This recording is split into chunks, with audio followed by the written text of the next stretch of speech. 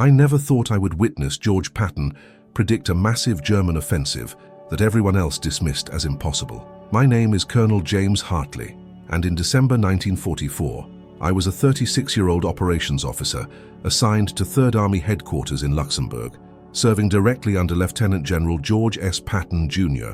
I'd graduated from West Point in 1931, spent the peacetime years in various staff positions, and by late 1944 had become one of Patton's trusted planning officers, responsible for coordinating 3rd Army's offensive operations in eastern France.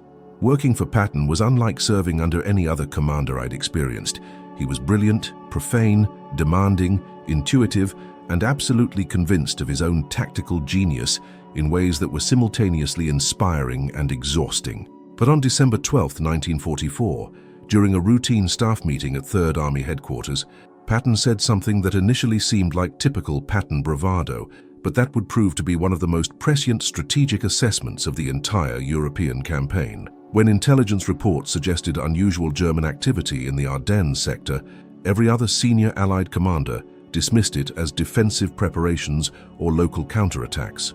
Patton looked at the same intelligence, studied the terrain and German dispositions, and declared with absolute certainty that the enemy was preparing a major offensive thrust through the Ardennes, that it would come within days, and that 3rd Army needed to prepare contingency plans immediately to counterattack north and relieve the inevitable encirclement.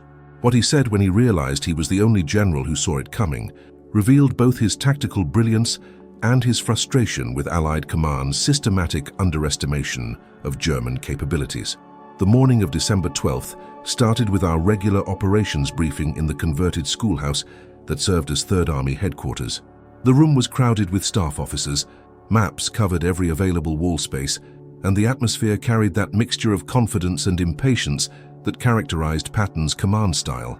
We were in the middle of 3rd Army's offensive toward the Siegfried Line and the Saar region, operations that were making slow but steady progress against determined German resistance in terrible winter weather. Colonel Oscar Koch, 3rd Army's intelligence officer, was presenting his daily assessment of enemy capabilities and dispositions.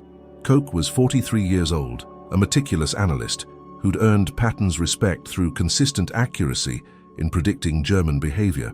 Unlike many intelligence officers who told commanders what they wanted to hear, Koch had the integrity and courage to present assessments based on evidence rather than wishful thinking. "Gentlemen, we're seeing unusual patterns in enemy activity opposite 8 Corps sector in the Ardennes," Koch said, pointing to the map showing the boundary between 3rd Army and 1st Army to our north. "Radio intercept has detected increased German communications traffic. Prisoner interrogations mention fresh divisions moving into the area. Air reconnaissance, when weather permits, shows evidence of supply buildup and troop concentrations." The pattern suggests something more significant than routine defensive preparations. The Ardennes sector was considered a quiet area, thinly held by a mix of green American divisions that needed combat experience and exhausted divisions that needed rest and refitting. The terrain was difficult. Heavily forested hills and narrow roads that conventional wisdom held were unsuitable for major offensive operations, especially in winter. 1st Army, which held that sector under General Courtney Hodges, had prioritized its forces for operations farther north and south, accepting risk in the Ardennes because nobody believed the Germans had the capability or stupidity to attack through such unfavorable terrain. "What's 1st Army's assessment?" asked Brigadier General Hobart Gay, Patton's chief of staff. Gay was 51 years old, a long-time Patton associate who understood how the general's mind worked and could translate his often explosive directives into executable orders. 1st Army intelligence evaluates it as defensive preparations or possibly local counterattacks to disrupt our offensive operations, Koch replied. Chef intelligence concurs with that assessment. The consensus view is that Germany lacks the resources for major offensive operations and that any attacks will be limited in scope and objective. Patton, who'd been listening silently while studying the map, suddenly stood up and walked to the wall where the situation map displayed Allied and German positions. He was 59 years old, wearing his trademark riding boots and ivory-handled pistols, every inch the warrior general he cultivated in his public persona. But the expression on his face wasn't his usual aggressive confidence. It was something closer to concern, mixed with frustration. "Oscar, show me exactly where you're seeing this activity," Patton said, his voice carrying none of his usual bombast. Koch moved to the map and indicated several locations in the Ardennes where intelligence suggested German concentrations. Patton studied the map for a long moment, his finger tracing potential German attack routes through the Ardennes toward the Meuse River. The room was silent, everyone recognizing that the general was working through a tactical problem in his head. Finally, he turned to face us, and what he said would prove to be one of the most accurate predictions of the war. "Gentlemen, the Germans are going to attack through the Ardennes, not a local counterattack, not a spoiling attack. A major offensive with multiple panzer divisions, probably aimed at Antwerp to cut off our supply lines and split the Allied armies. They'll hit within the next week, probably within the next 72 hours.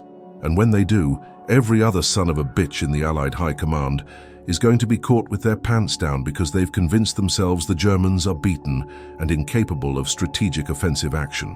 The statement hung in the air. Several officers exchanged glances, clearly skeptical of such a dramatic prediction. The consensus view throughout the Allied command was that Germany was on the verge of collapse, that we'd be across the Rhine and into Germany's heartland within weeks, that the enemy was capable only of delaying actions and local counterattacks. Patton was suggesting something that contradicted everything Schaff intelligence was saying. "Sir, with respect, Schaff intelligence assesses German capabilities as insufficient for major offensive operations," said Colonel Halley Maddox, one of our operations officers. "They've taken catastrophic losses in Normandy and during the retreat across France. Their industrial production is being destroyed by strategic bombing. Where would they get the forces for a major offensive?" Patton's expression hardened. "They'll get the forces the same way we got forces for every major operation, by stripping other sectors, accepting risk in secondary areas, and concentrating everything on a single decisive objective. The Germans aren't stupid, and they're not beaten. They're desperate, which makes them dangerous. Hitler knows he's losing, which means he's going to gamble everything on one last throw of the dice. And if I were a desperate German dictator looking at this map, I'd see exactly one opportunity for a strategic offensive that could change the entire situation in the West." He turned back to the map, his finger stabbing at the Ardennes sector. "Look at this terrain. Everyone says it's unsuitable for offensive operations. That's exactly why it's perfect for a surprise attack. We've left it thinly defended because we've convinced ourselves it's impassable. The Germans know we think that. They also know that if they can break through here, they've got a relatively open route to the Meuse River. And if they cross the Meuse, they can drive for Antwerp. Cutting off Antwerp means cutting off our supply pipeline, which means the entire Allied offensive grinds to a halt. From Hitler's perspective, it's the only move that makes strategic sense." "But sir, the logistics of such an operation," another officer began. "The logistics are difficult, not impossible," Patton interrupted. "The Germans have proven repeatedly that they're masters of tactical mobility. If they've been husbanding fuel and ammunition for a major operation, if they've been secretly rebuilding panzer divisions while we've been assuming they're finished, they could pull this off. And I guarantee you they've been doing exactly that because it's what I'd do in their position."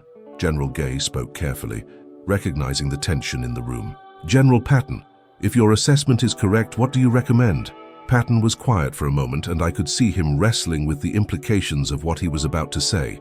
"I recommend that we immediately suspend Third Army's current offensive operations and prepare contingency plans for a 90-degree turn north to counterattack into the flank of a German offensive through the Ardennes. I want 3 separate attack plans developed, each assuming different depths of German penetration.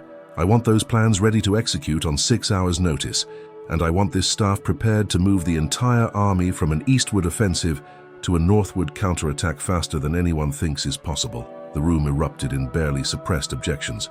What Patton was proposing was operationally enormous and strategically controversial. Suspending our current offensive, which was making progress and which Eisenhower had specifically ordered, would require approval from Schaff. Preparing to counterattack north meant diverting planning resources from our primary mission, and doing all of this based on Patton's intuition, when every other intelligence assessment said the threat didn't exist, was the kind of risky decision that could end careers if it proved wrong. "Sir, we'd need authorization from Schaff to suspend current operations," Gay said diplomatically, "and I'm not sure General Eisenhower will accept an assessment that contradicts his intelligence staff's evaluations." Patton's expression combined frustration with resignation. "Then we'll do the planning quietly. Prepare the contingency plans without official authorization. Get the staff working on logistics, routes of march, communications plans, everything we'll need to turn this army 90 degrees on short notice. When the Germans attack, and they will attack, we'll be the only army in the entire European theater ready to respond effectively. And maybe, just maybe, Ike will remember that I've been right about German intentions more often than his intelligence staff has. Over the next 3 days, a small group of us worked on the contingency plans Patton had ordered. We did it quietly, without announcing what we were doing to anyone outside 3rd Army headquarters, because we all understood that if word reached Schaeff that Patton was preparing for a German offensive that their intelligence said wasn't coming, we'd be ordered to stop wasting resources on phantom threats. The work was complex and detailed. Turning an entire army from an eastward offensive to a northward counterattack wasn't a simple maneuver. It required identifying which units would lead the attack, which routes they'd use, how we'd manage fuel and ammunition supply during the transition, how we'd coordinate with other Allied forces, and dozens of other logistics and operational details. We developed 3 separate plans, assuming the Germans would penetrate 20, 30, or 40 miles before 3rd Army could counterattack. On December 16th, the German offensive began exactly as Patton had predicted. 8 panzer divisions and supporting infantry attacked through the Ardennes in what would become known as the Battle of the Bulge, achieving complete tactical surprise and creating chaos along the entire 1st Army front. Within hours, reports were flooding into Allied headquarters describing a massive German offensive, breakthrough of American lines, surrounded units, and rapidly advancing enemy columns. I was in the operations room when the first reports came in. Patton walked in, looked at the situation map where staff officers were frantically updating enemy positions, and his expression was a mixture of vindication and anger. "Get General Gay and the planning staff in here immediately," he ordered. "And someone get me a phone line to Chef. Ike's going to need 3rd Army, and we're going to show him that we're the only outfit in this theater that was ready for this." The phone call to Chef came later that morning. Eisenhower was holding an emergency meeting of all senior commanders at Verdun to assess the situation and coordinate response. Patton attended, and when he returned to our headquarters that afternoon, he gathered the senior staff to describe what had happened. "Gentlemen, I just came from the most remarkable meeting of my military career," Patton began, his voice carrying that edge of controlled fury that we all recognized. Every general in that room except me was caught completely by surprise. Hodges didn't see it coming. Montgomery didn't see it coming. Bradley didn't see it coming. Eisenhower didn't see it coming. They're all scrambling to figure out how to respond to a German offensive that I told them was coming 4 days ago. "What did General Eisenhower say?" Gay asked. Ike asked each army commander how quickly they could counterattack to relieve the encircled units and cut off the German advance. Montgomery said he'd need 3 weeks to prepare an attack from the north. Hodges said 1st Army was too disrupted to counterattack immediately. Bradley suggested we might need to pull back and establish a stronger defensive line. And then Ike turned to me and asked when 3rd Army could attack north into the German flank. Patton paused, and a slight smile crossed his face. I told him 48 hours. I told him that within 48 hours, I could disengage 3 divisions from our current operations, turn them 90 degrees north, march them over 100 miles in winter weather, and attack into the southern flank of the German offensive with enough force to stop their advance and begin relieving surrounded units. The room was silent as the implications of that statement registered. What Patton had just committed to was operationally audacious to the point of seeming impossible. Disengaging divisions from active combat, moving them that distance in winter conditions on roads that would be clogged with retreating units and refugees, and having them ready to attack coherently, all within 48 hours, was the kind of maneuver that military theorists said couldn't be done. "And what did General Eisenhower say?" I asked. Patton's smile widened slightly. Ike looked at me like I'd lost my mind. He said, "George, be careful what you promise." And I told him I wasn't promising anything. I was telling him what 3rd Army would do because we'd been preparing for exactly this situation since December 12th. Then I told him we'd already developed 3 separate attack plans depending on how deep the Germans penetrated, that our staff had done all the preliminary work on routes and logistics, and that we were ready to execute immediately. "How did the other commanders react?" Gay asked. Montgomery said it was impossible and that I was being reckless. Bradley looked skeptical but said if anyone could do it, 3rd Army could. And Ike made the decision right there. 3rd Army will attack north on December 22nd with 3 divisions, expanding to 6 divisions as more units can be repositioned. Our objective is to break through to Bastogne, relieve the 101st Airborne, and cut off the southern flank of the German advance. General Gay pulled out his notebook. Sir, that gives us less than 6 days to execute one of the most complex maneuvers of the war. We'll need to begin movement immediately. Then begin movement immediately, Patton ordered. Gentlemen, this is Third Army's moment. Everyone else was caught by surprise. Everyone else is reacting defensively.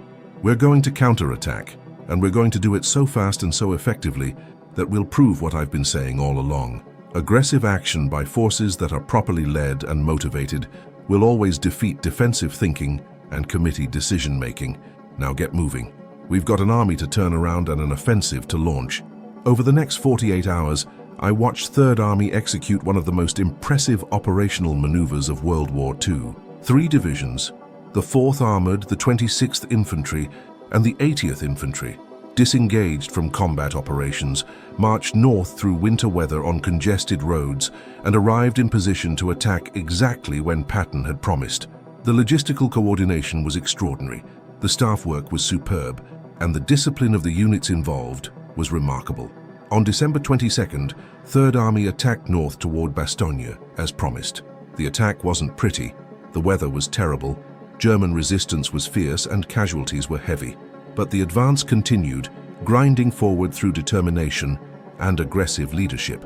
On December 26th, elements of the 4th Armored Division broke through to Bastogne, relieving the surrounded 101st Airborne and beginning the process of cutting off the southern flank of the German offensive. The Battle of the Bulge continued for another month, but Third Army's rapid response had been critical to containing the German advance and beginning the counter-offensive that would eventually destroy the attacking German forces. Patton's prediction, his preparation and his army's execution had proven decisive at a moment when every other Allied commander had been caught by surprise. What struck me most about the entire experience wasn't just Patton's tactical prescience, though that was remarkable. It was his reaction when he realized he was the only general who'd seen it coming. There was vindication, certainly, but there was also frustration and anger that the Allied command structure had been so convinced of German weakness that they'd ignored clear intelligence indicators of an impending offensive. After the battle, during a quiet moment in late January 1945, I asked Patton about his December 12th prediction. Sir, how did you know the Germans would attack through the Ardennes when every other intelligence assessment said it was impossible? Patton was silent for a moment, looking out the window at the snow-covered Luxembourg countryside. Jim, I knew because I tried to think like my enemy instead of thinking like I wanted my enemy to be. Every other intelligence officer in this theater was analyzing German capabilities based on what we wanted to believe, that they were beaten, demoralized, and incapable of strategic action. I analyzed their capabilities based on what I'd do if I were a desperate commander with nothing to lose and one last chance to change the outcome of the war. That's the difference between intelligence work and actual understanding of how war works. He turned back to face me. And you know what the most frustrating part was? When I told Ike and the others on December 12th that the Germans were going to attack, nobody wanted to hear it. It didn't fit their narrative of the war winding down and us marching victoriously into Germany. So they dismissed it as Patton, being aggressive and seeing threats where none existed. And 4 days later, when I was proven right, suddenly everyone acted like I was some kind of prophet instead of just a general who'd bothered to think seriously about what the enemy might do. Do you think Shaef should have acted on your warning? I asked. They should have at least increased readiness in the Ardennes sector, Patton said. They should have moved reserves closer to that area. They should have taken the intelligence indicators more seriously. Would it have prevented the German offensive? Probably not, but it might have reduced the surprise and allowed a faster, more effective response. Instead, we got caught flat-footed, lost thousands of casualties in the first days of fighting, and had to scramble to contain an offensive that better preparation might have blunted more quickly. He paused, then added, "But here's what really matters, Jim. When the crisis came, Third Army was ready. We'd done the planning, prepared the contingencies, and executed brilliantly because we hadn't assumed the enemy was finished. That's the lesson. Never assume your enemy is beaten until he's actually beaten. Never stop thinking about what he might do next. And never let consensus thinking among your peers prevent you from preparing for possibilities that everyone else dismisses as impossible." I survived the war and remained in the army, eventually retiring as a brigadier general in 1963. Throughout my career, I told the story of Patton's December 12th prediction to young officers, using it as a teaching example about the importance of thinking like your enemy, challenging consensus assessments, and preparing for contingencies even when everyone tells you they're impossible. Patton died in December 1945, just months after the war ended, killed in a car accident in Germany. The army he'd led with such aggressive brilliance was disbanded. His methods were criticized by those who preferred more cautious approaches, and his reputation became complicated by his political statements and personality conflicts. But nobody who'd served under him during the Battle of the Bulge ever forgot that he was the only general who saw it coming, the only one who prepared for it, and the one whose army responded most effectively when the crisis arrived. I'm 91 years old now, one of the last surviving members of 3rd Army's staff during that critical period. When military historians ask me about Patton's leadership and decision-making, I always tell them about December 12, 1944, when he stood in front of a map and predicted exactly what was going to happen, while every other senior Allied commander dismissed the possibility. His words that day revealed everything about how he thought and why he was such an effective combat commander. He respected his enemy's capabilities, he trusted his own judgment over consensus opinion, and he prepared aggressively for contingencies that others considered impossible. My name is James Hartley, and I was 36 years old when I heard George Patton predict the Battle of the Bulge 4 days before it happened, and declare with absolute certainty that 3rd Army would be ready to respond while everyone else was caught by surprise. That experience taught me that the best commanders aren't necessarily those who follow accepted wisdom, but rather those who have the courage and judgment to trust their own assessment even when it contradicts what everyone else believes. Patton was often wrong, his personality was difficult, and his methods were controversial. But on December 12, 1944, he was absolutely right when everyone else was absolutely wrong, and that made all the difference.